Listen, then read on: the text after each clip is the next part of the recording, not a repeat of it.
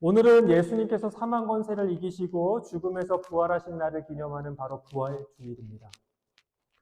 여러분, 워낙 세상에서는 부활절보다 크리스마스가 좀 더 유명한 것 같아요. 사람들은 크리스마스에 대해서 교회 안 다니는 사람들도 다 잘 알고 있죠. 그렇죠? 그런데 사실 여러분, 기독교에서는요, 부활절이 가지는 의미와 가치가 결코 성탄절보다 적거나 작지 않습니다. 예수님께서 친히 이 땅에 오신 이유가 결국 이 십자가와 부활이라는 구속 사역에 있기 때문이라는 거예요. 예수님이 오신 이유가 여기에 있다는 겁니다. 즉 하나님께서 세상을 이처럼 사랑하사 독생자 예수를 이 땅에 보내셔서 그의 죽음과 부활을 통해서 우리에게 산 소망과 생명을 주셨다라는 겁니다. 그렇게 우리에게 생명의 길을 열어주셨다라는 거예요. 그래서 그분의 부활은요, 곧 구원자 예수 그리스도께서 우리의 참된 구원자이심을 증명하신 사건이고요. 그리고 우리를 향하신 하나님의 사랑을 확증하신 사건입니다. 그래서 부활은요, 기독교 교리의 핵심 교리일 뿐만 아니라 그리스도인에게 가장 기본이 되는 믿음인 것입니다.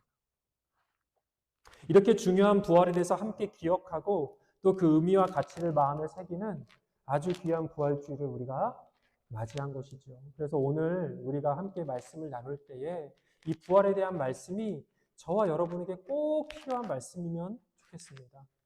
세상이 아무리 우리의 부활의 신앙, 이 부활의 믿음을 흔들지라도 우리의 믿음이 말씀을 통해서 견고하게 세워지는 놀라운 은혜가 저와 여러분 가운데 함께하기를 주님의 이름으로 축원합니다. 오늘 우리가 함께 읽은 마감복음의 말씀을 보면요, 예수님께서 부활하시고 난 이후에 어떤 일들이 일어났는지를 기록하고 있습니다.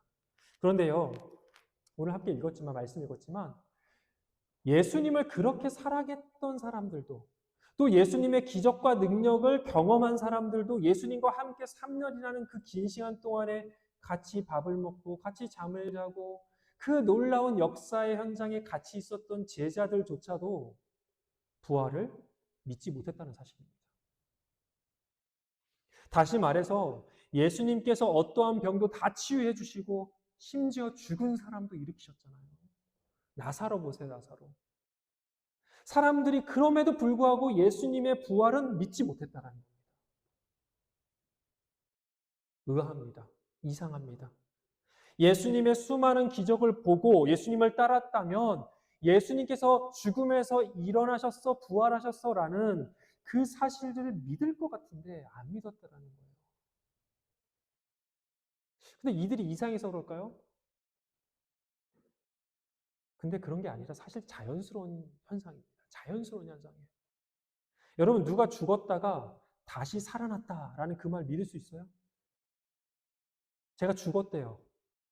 근데 다시 살아났대요. 여러분 믿으실까요? 못 믿으실까요? 못 믿으실 거예요. 과학적으로, 의학적으로 죽어서 무덤까지 들어간 사람이 며칠 만에 살아나는 게 가능하냐는 겁니다. 믿지 못하는 거예요. 제가 캠퍼스 선교 사역을 하면서 대학교에서 많은 중국인 유학생들을 만났어요. 만나서 복음 전할 때 이 부분 때문에 예수님 못 믿겠다라는 거예요. 이 부분 때문에 성경 못 믿겠다라는 거예요. 말이 되냐? 부활을 보니까 이거 사람이 만든 이야기 맞네 라고 저한테 오히려 부활 때문에 못 믿겠다고 얘기했습니다. 신화라고, 전설이라고 그렇게 코 웃음을 치며 떠났습니다. 뿐만 아니라 여러분, 세상에 자신이 재림 예수라고 주장하는 사람들 되게 많아요. 진짜 많습니다. 몇백 명이에요, 몇백 명. 근데 그런 사람들이 사이비 교주들이 죽고 난 다음에 부활한 사람이 있을까요, 없을까요? 들어보신 적 있으세요? 그럼 거기로 가시면 될 것 같은데 아무도 없습니다. 아무도 없어요. 어느 사이비 교주도 자신이 나는 재림 예수야, 나는 하나님이야, 나는 죽은 사람도 일으킬 수 있어라고 주장했던 수많은 교주들이 어느 누구도 자신의 죽음을 이긴 사람은 없다라는 거예요.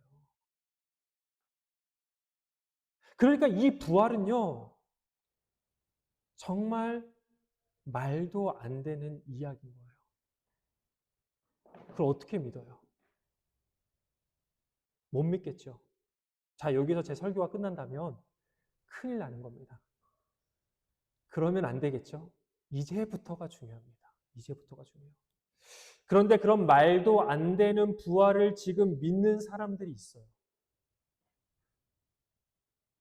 그 얼토당토하지 않는 그 부활을 믿고 예수의 부활을 기념하며 부활주일 예배를 드리는 사람들이 있습니다.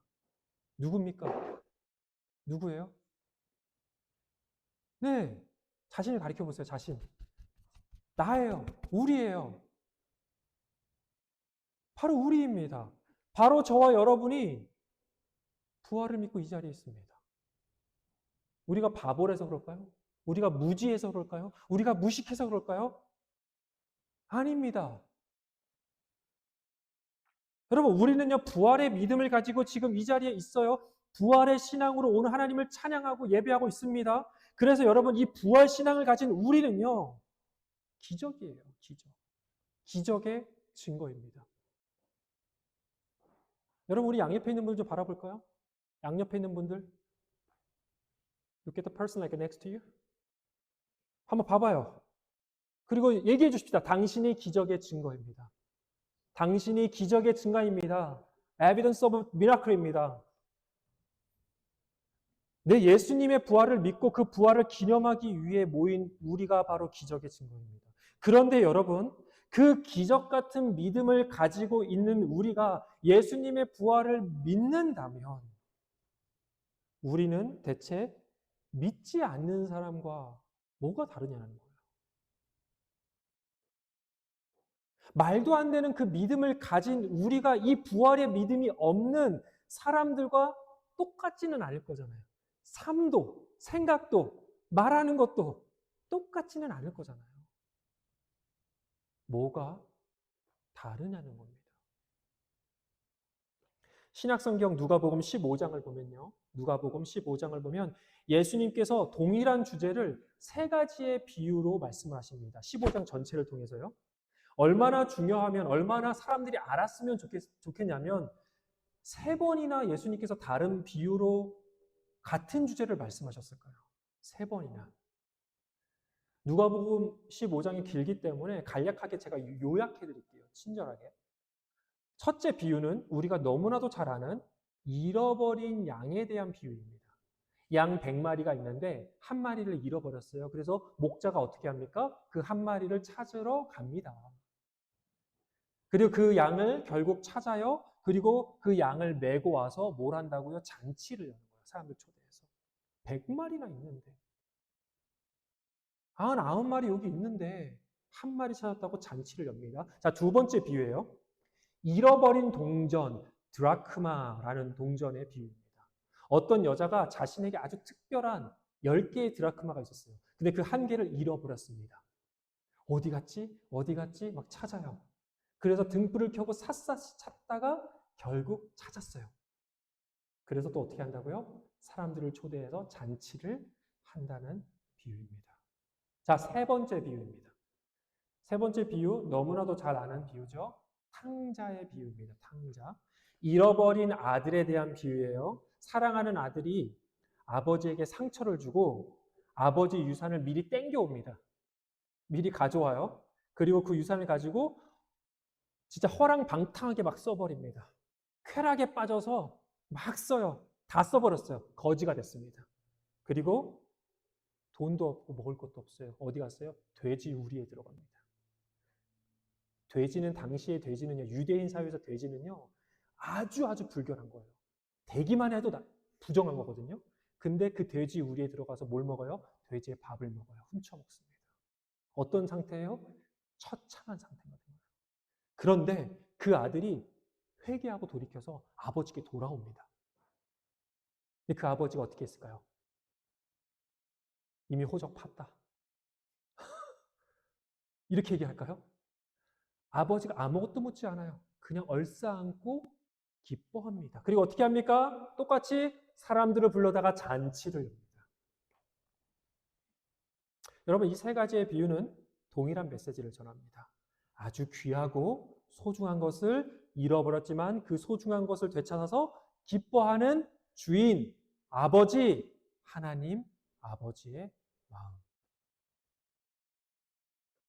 다시 말해서요, 이 비유는요, 죄로 인해서 깨어지고 어그러진 하나님과의 관계로 인해서 거짓 우상들에 빠져서 그 영의 지배를 받아 사망의 권사에 붙잡혀서 살아가는 자들, 참된 주인, 참된 아버지를 잃어버린 백성, 그 자녀들이 주님께 돌아오는 것을 하나님이 얼마나 기뻐하시는지를 이 세 가지의 비유를 들어서 계속 설명하신 거예요.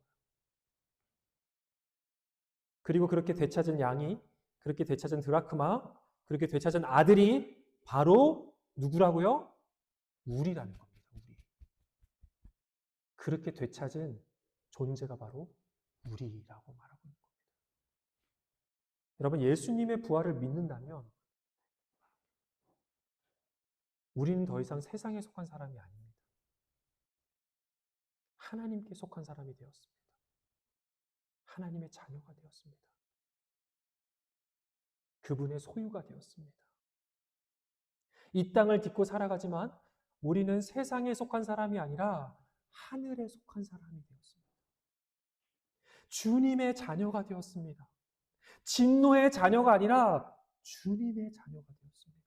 여러분, 이건 우리가 기억해야 됩니다. 잃어버린 아들은요, 냄새나는 돼지 우리에서 돼지의 밥을 훔쳐먹는 너무나도 처참하고 비천한 존재가 돼요. 그런데 아버지의 집으로 돌아와서 아버지의 품에 안기고 나서는요, 더 이상 그의 존재는 비천하고 처참한 버려진 존재가 아닙니다. 이제 누굽니까? 아버지의 영광스러운 아들로 살아가는 겁니다. 아버지의 아들로서. 여러분, 예수님의 부활을 믿는다면 우리는 영광스러운 하나님의 자녀가 되었습니다. 그래서 하나님의 자녀가 되었다면 이제 더 이상 우리는 세상에 속한 사람으로 살아가면 안 됩니다. 그리고 그 존재의 변화는요, 반드시 가치관의 변화로 이어져야 합니다. 존재의 변화, 가치관의 변화. 여러분, 사도 바울은요, 예수의 부활을 믿고 존재가 변화되었습니다. 그리고 난 다음에 이렇게 고백을 하거든요. 함께 말씀, 빌립보서 3장 7절에서 8절 말씀 읽어보겠습니다. 시작. 그러나 나는 내게 이루었던 것은 무엇이든지 그리스도 때문에 해로운 것으로 여기게 되었습니다. 그뿐만 아니라 내 주 예수 그리스도를 아는 지식이 가장 고귀하므로 나는 그 밖의 모든 것을 해로 여깁니다. 나는 그리스도 때문에 모든 것을 잃었고 그 모든 것을 오물로 여깁니다. 여러분, 사도 바울은요, 예수님을 믿고 하나님의 자녀가 되니까 내가 그동안 너무나도 귀중하게 생각했던 것, 내가 너무나도 가치 있게 생각했던 것, 그 모든 것이 그렇지 않았네라고 깨달았대요. 아니, 심지어는 그 모든 것이 오물, 배설물, 오히려 나에게 해가 되는 것들이었네 라고 깨달았대요. 여러분, 즉 자신이 중요하게 여기는 가치와 의미가 완전히 변화된 겁니다. 완전히 변화된 거예요. 존재의 변화는요, 가치관의 완전한 변화로 이어져야 돼요. 여러분, 사도 바울은 잘 나가던 사람이었어요. 굉장한 사람이었습니다. 소위 그러니까 세상적으로 말하면 그냥 이 친구는 최고의 학자, 정치인이 될 사람이었어요. 사내들인 공회에 들어갈 사람이었어요. 어마어마한 배경, 능력과 인정을 받는 사람이었어요. 출신도 너무 좋고 배경도 너무 좋고 학식도 많고, 그런데 예수를 만나고 나니까 그게 다 아무런 쓰잘데기 없더라라고 고백했습니다. 예수를 만나고 나니까 내게 더 가치 있는 것들이 보이기 시작했다. 더 중요한 것들이 보이기 시작했다라고 말한 겁니다. 이게 존재의 변화가 된 사람의 고백입니다. 여러분, 예수를 믿는다면, 예수의 부활을 믿는다면 세상 사람들이 속한 그렇게 열망하고 쫓아가던 돈, 성공, 인정, 쾌락, 안정을 쫓는 것이 우리에게 가장 가치 있는 일이 되어서는 안 되는 거예요. 여러분, 존재의 변화는 가치의 변화로 이어지고 그것이 바로 참된 자녀됨입니다. 자녀됨. 하나님의 자녀가 되었다면 우리가 중요하게 여기는 그 가치가 바뀌어야 되는 거고, 그 가치의 변화의 증거가 바로 뭘 것 같으세요? 삶의 우선순위가 바뀌는 거예요. 프라이어티가 바뀌는 거예요. 내가 어떤 손해가 있다 할지라도, 어떤 불이익이 있다 할지라도 말씀이 중요하게 여기는 정직과 정의를 반드시 지키는 것이고요. 세상에서 성공하기 위해 세상 사람들은 똑같은 방식을 사용하더라도 나는 다른 방식을 사용하는 겁니다. 나는 다른 방식을 사용하는 거예요. 하나님의 말씀의 방식대로 어떠한 대가지불이 있다 할지라도 반드시 그것을 지키는 겁니다.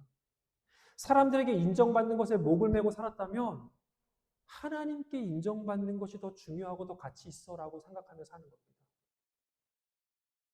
그것이 부활을 믿는 하나님의 자녀들의 참된 모습입니다.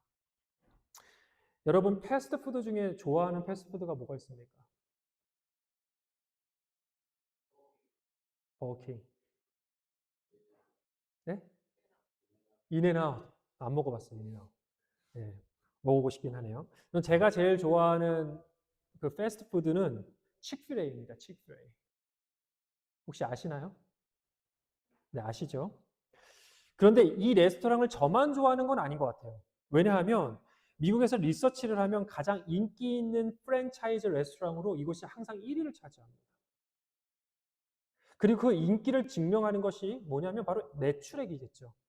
매장당 평균 매출이 2위인 맥도날드의 2배 이상이에요. 압도적이죠. 그러니까 맥도날드의 2배 이상입니다. 압도적 1위 기업이에요. 그런데 이 기업의 운영 방식 중에 사람들이 정말 이해하기 힘든 게 있어요. 아, 정말 이해하기 힘들다.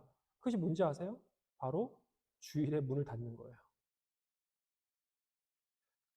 여러분, 요식 업계에서, 여기서 요식 업계에 일하시는 분들이 있지만, 가장 돈이 되는 일요일에 문을 닫는다는 건 사실 말도 안 되는 일이에요.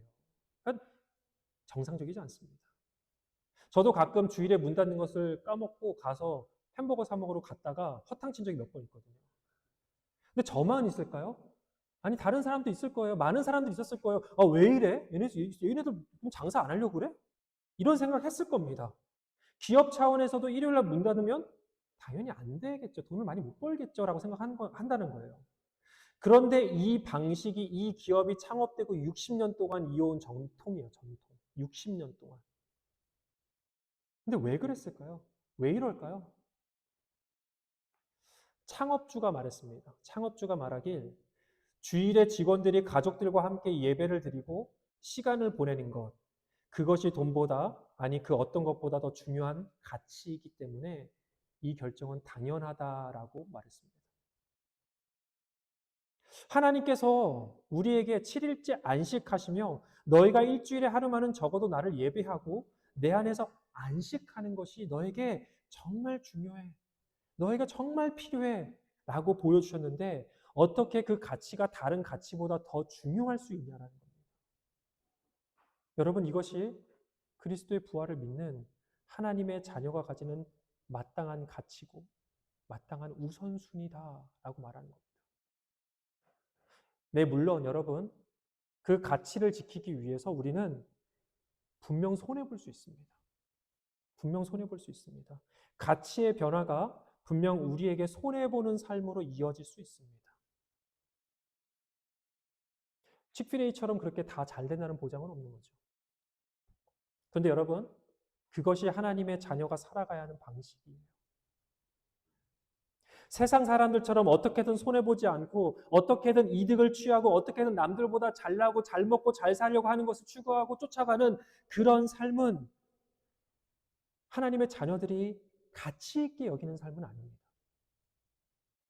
부활을 믿는다면, 그래서 하나님의 자녀가 되었다면 여러분, 우리는 하나님께 매인 삶을 살아가는 것이 정상인 것. 매인 삶, 묶인 삶. 내가 원하는 대로 마음껏 살지 못해도 하나님께 붙잡힌 바 된 그 삶을 기쁘게 기꺼이 사는 거예요. 사실 예수님을 믿고 나서 여러분 삶이 얼마나 불편해졌어요. 솔직히 그렇잖아요. 예수님 믿고 난 다음에 세상 사람들처럼 마음껏 유흥과 막 쾌락을 즐기면서 살고 싶은데 양심에 뭔가 찔려요. 아, 뭔가 좀 찔려. 그냥 나도 마음껏 살고 싶은데 주일에 다른 사람들과 똑같이 놀러 가고 자기 개발하는 데 시간 사용하고 그렇게 쓰고 싶은데 내가 이 아까운 시간에 왜 교회 나와서 예배하는가?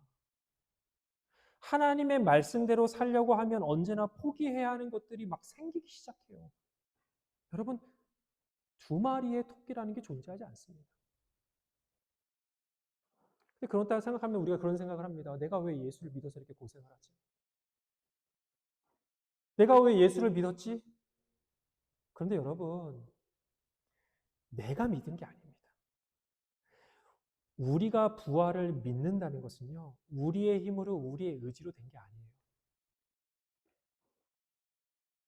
그렇게 보이죠? 내 결정, 내 의지로 내가 교회에 왔고, 내가 예수님 믿은 거야. 라고 생각하지만 그렇지 않습니다. 이건 하나님의 은혜입니다. 전적인 하나님의 은혜입니다. 하나님께서 나를 자녀 삼아 주시기로 결정하시고, 우리를 택하여 주셔서 이 자리로 인도하셨어요. 그 말도 안 되는 비이성적인 황당한 부활을 믿는 믿음을 주시고 예수 그리스도를 따라가게 하셨습니다. 이거는 우리의 힘으로 할 수 없는 겁니다. 잃어버린 양의 비유, 잃어버린 드라크마의 비유를 보세요. 이제 우리는 마음대로 살아갈 수 없습니다. 이제 우리는 아버지를 버린 페류나처럼 살아갈 수 없어요. 주인이 샅샅이 찾아서 잡았고 잔치를 열었습니다. 주인이 샅샅이 찾아서 나를, 여러분을 찾아서 픽업해서 잔치를 열었습니다. 내 자녀야, 내 소유야, 내 양이야. 여러분, 이제 우리는 우리 마음대로 살아갈 수 없습니다. 이제 우리는 아버지를 버린 페류나처럼 살아갈 수 없고, 돼지우리에서 돼지의 밥을 훔쳐먹을 수 없고, 죄악의 웅덩이에서 헤엄치며 살아갈 수 없습니다. 아버지가 원하는 삶을 살아야 하고요. 아버지가 가라고 하는 곳에 가야 하고요. 아버지가 하라는 것을 해야 하고, 아버지가 하지 말라는 것을 하지 말아야 합니다. 왜요? 우리는 부활을 믿는 하나님의 자녀이기 때문에. 그것이 자녀의 삶이고요. 그것이 목자를 따르는 양의 삶입니다. 여러분, 우린 착각하면 안 됩니다. 그리스도인의 삶, 하나님의 자녀의 삶은 결코 편하지 않습니다. 내 육신이 원하는 것을 절제해야 하고, 내 마음대로 살고 싶은 마음을 제어해야 하고, 그리고 아버지께서 시키시는 심부름을 해야 합니다. 저희 아이들이 말씀 잘 듣고 있는데, 네, 참 착해서 부모님의 심부름을 잘 합니다. 네, 저를 아무도 안 쳐다보고 있네요. 네, 잘해요. 심부름 잘합니다. 그런데 가끔 하기 싫을 때가 있을 거 아니에요. 하기 싫을 때가 있을 거예요. 그래서 저희가 막 하라고 하면은 막 하기 싫다고 막 그럽니다. 그럼 어떻게 해요? 저희가 합니다. 대신. 아유, 뭐 하기 싫다는데 저희가 해야지. 내가 해야지. 그런데 하나님은 그렇게 하시지 않습니다. 하나님께서 하라고 하시는 것은요, 하나님께서 귀찮아서 우리한테 시키지 않습니다. 우리는 좀 귀찮아서 시키긴 하거든요, 심부름을. 근데 하나님은 귀찮아서 시키는 게 아니고 딱 너가 해야 할 일이야 라고 하면서 주시는 겁니다. 하나님의 지혜와 기쁘신 뜻과 크신 계획으로 딱 너가 해야 할 거니까 준 거야. 그분의 완벽하신 계획으로 우리에게 맡기신 겁니다. 그럼 우리는 뭐라고 반응해야 될까요? 네, 주님, 주의 종이 여기 있습니다. 저를 보내소서. 뭐든지 시키세요. 제가 하겠습니다. 오라 하면 오고 가라 하면 가는 그런 삶을 사는 것, 하나님 아버지가 기뻐하시는 자녀의 삶이에요. 자, 이렇게 말씀드리면 내가 애초에 발을 들이지 말았어야 했는데, 이런 곳인지 알았으면 내가 안 믿었을 텐데, 막 이런 마음이 막 올라올 수 있습니다. 여러분, 충분히 이해됩니다. 저라고 그런 생각 안 해봤을 것 같아요? 저 해봤습니다. 솔직히. 저도 그런 생각 해봤어요. 그런데요, 그건 마치 어떤 거나 같냐면요, 돼지우리에서 돼지의 밥을 훔쳐먹던 그 시절을 그리워하는 마음이에요. 이집트의 노예로 살아가던 그때를 그리워하는 이스라엘 백성의 마음과 똑같습니다. 하나님의 자녀가 되었다면 여러분 어떤 대우를 하는지 예수님께서 이렇게 말씀하셨어요. 함께 누가복음 15장 22절에서 24절의 말씀을 읽겠습니다. 자, 시작. 그러나 아버지는 종들에게 말하였다. 어서 가장 좋은 옷을 꺼내서 그에게 입히고 손에 반지를 끼우고 발에 신을 신겨라. 그리고 살진 송아지를 끌어내다가 잡아라. 우리가 먹고 즐기자. 나의 이 아들은 죽었다가 살아났고 내가 잃었다가 되찾았다. 그래서 그들은 잔치를 벌였다. 여러분이 예수님의 부활을 믿고 하나님께 돌아왔을 때 하나님이 여러분으로 인해서 성대한 잔치를 여시고 여러분에게 가장 좋은 것들을 예비하고 준비해 주셨다는 거예요. 그 옷을 입혀주고 그 손에 가락지를 껴주고 반지를 껴주고 가장 좋은 신발을 주고 아버지가 가지고 있는 가장 좋은 것을 여러분에게 주시려고 하는데 우리는 돼지우리를 그리워하고 있다는 것입니다. 세상이 줄 수 없는 그 놀라운 기쁨과 평안, 사랑과 풍요로움을 여러분에게 주시는 분이세요, 하나님은. 여러분, 이전에 몸을 함부로 써서 건강이 안 좋아지고 병에 걸린 사람이 건강을 회복하려면 뭐를 해야 되는지 아세요? 식단을 바꿔야 됩니다. 식단을 바꿔야 돼요. 혀의 쾌감을 자극하는 정크푸드들을 끊어야 되고요. 자극적이거나 혀를 즐겁게 하진 않지만 우리의 몸을 건강하게 만드는 건강식으로 우리의 체질을 바꿔나갑니다. 식단을 바꿔나가죠. 그렇게 건강을 회복합니다. 여러분 마찬가지입니다. 하나님께 매인 삶은요. 겉으로 보기엔 어찌 보기에는 우리 마음도 살지 못해서 막 답답한 삶이고 묶인 삶, 구속받는 삶 같아요. 그런데 그것이 우리의 영혼과 삶을 가장 건강하게 회복하고 우리에게 가장 유익이 되는 은혜의 삶이라고 주님께서 주신 삶이라는 거예요. 사랑하는 여러분, 부활을 믿는다면 더 이상 쾌락과 안락함을 쫓는 삶이 아니라 하나님의 기쁨과 하나님의 은혜를 쫓아 살아가는 참된 주님의 자녀들이 될 수 있기를 축복합니다. 끝으로 우리가 부활을 믿는다면요. 우리는 부활을 전해야 됩니다. 오늘 본문 말씀 10절과 13절의 말씀을 같이 읽어보겠습니다. 시작. 마리아는 예수와 함께 지내던 사람들이 슬퍼하며 울고 있는 곳으로 가서 그들에게 이 소식을 전하였다. 그들은 다른 제자들에게 되돌아가서 알렸으나 제자들은 그들의 말도 믿지 않았다. 10절과 13절인데요. 13절 읽어볼게요. 10절과 13절이요. 13절 다시 읽겠습니다. 시작. 그들은 다른 제자들에게 되돌아가서 알렸으나 제자들은 그들의 말도 믿지 않았다. 여러분, 예수님의 부활을 경험하고 본 자들이 부활의 소식을 열심히 전했어요. 예수님 살아나셨어요. 예수님 살아나셨어요. 예수님 살아나셨어요. 근데 비록 들은 사람들이 믿지는 않았습니다. 다 믿은 건 아니에요. 안 믿은 사람도 있었어요. 그런데 그와 상관없이 열심히 부활을 전했어요. 그리고 믿지 않았던 자들도 결국 예수님께서 직접 찾아가십니다. 성령님께서 직접 찾아가십니다. 그리고 그들이 부활을 경험하고 부활을 믿게 됩니다.